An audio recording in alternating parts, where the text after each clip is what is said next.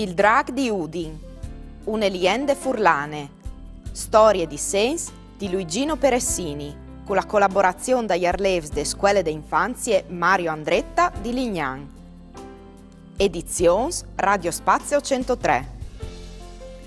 Une volte, tant in da a Udin, dula che vuoi a lei il giardin grand, che i disin anche place prindi mai, aliere un lat dula che al stave un drag plen di tristerie, che al divorave la int de citat. In che volte qualchidun con grand spirit arriva a frontalu.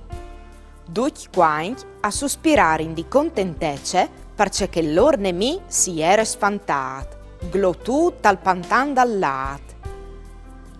Dopo centenars di anni, gli abitanti di Udin avevano deciduto di costruire un parco sottiere per le loro macchine.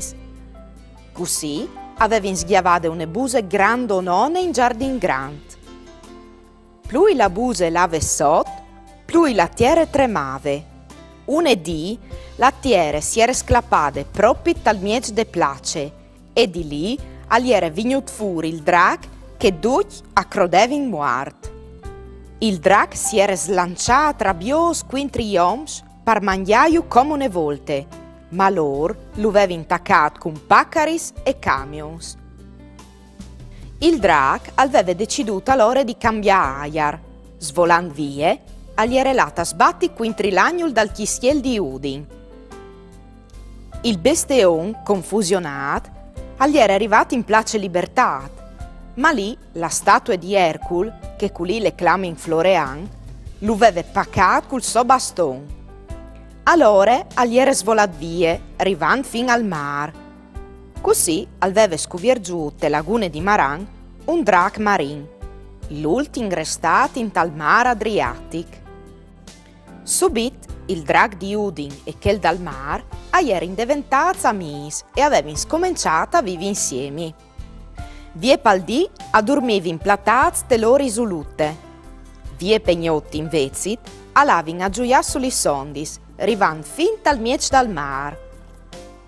Un egnot di agosto, i due drags avevano veduto sul mar di fronte di Lignan una barchiute con un vecchio peschiatore in pericolo. Di fatto, lo seguiva in fugs misterioso che si vede in quanche gli sgnoz son tanti aldis che ti schiaffoin. I due drags erano là subito a aiutare il puer peschiatore. Il drag di mar aveva tirato la barca fin a rive, che il di Udin invece aveva fatto quintri ai fugs, che lo avevano involucrato in tune flammate. Dal drag di Udin erano restati dome e vues che erano stati portati de sondis sulla spiaggia. Culì i vues erano sprofondati dal savalone, fasinti e va su un fumato neri e pucciolenti. Il vecchio peschiatore, che era sta lì, aveva detto che schiuesa son maledetti, l'ignan e la soint son in pericolo. Dome mans di fruttins avresti potuto chiacche i vues e dome la loro fantasie e avresti potuto trasformarlo in alghe di viv, salvando l'ignan de maledizione.